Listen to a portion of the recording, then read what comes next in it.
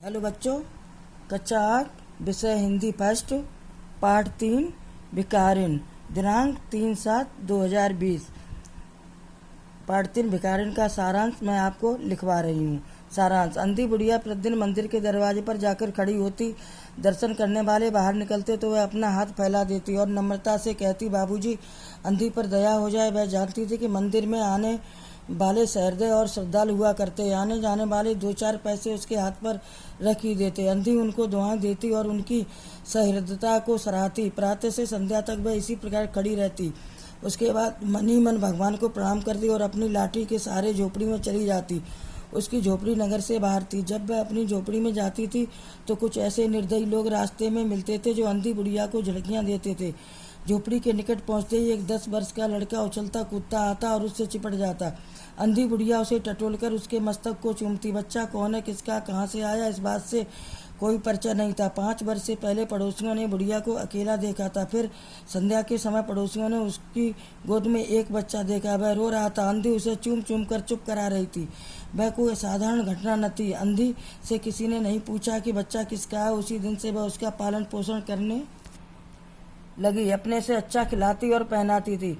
अंधी ने अपनी झोपड़ी में एक हांडी गाड़ रखी थी। जो कुछ भी मांगकर लाती उसी में डाल देती और उसे कपड़े से ढांक देती। जब हांडी पूरी भर गई तो वह चोरी की आशंका से रुपयों से भरी हांडी काशी के प्रसिद्ध सेठ बनारसी दास के पास सुरक्षा की दृष्टि से रख आई। 2 वर्ष बाद एक दिन लड़के को बुखार आ गया तो बुढ़िया उसे डॉक्टर को दिखाने के लिए अपने जमा किए गए धन से 10-5 रुपए लेने सेठ के पास गई और उनसे रुपए मांगे तो सेठ ने कह दिया कि तुम्हारा मेरे पास कुछ नहीं है। फिर बुढ़िया जैसे तैसे अपने बच्चे को लेकर सेठ के दरवाजे पर धरना देकर बैठ गई। बच्चे का शरीर जोर से भवक रहा था। सेठ जी जब आए और उन्होंने देखा कि इसकी सूरत तो 7 साल पहले मेले में खोए हुए मेरे मोहन से मिलती है।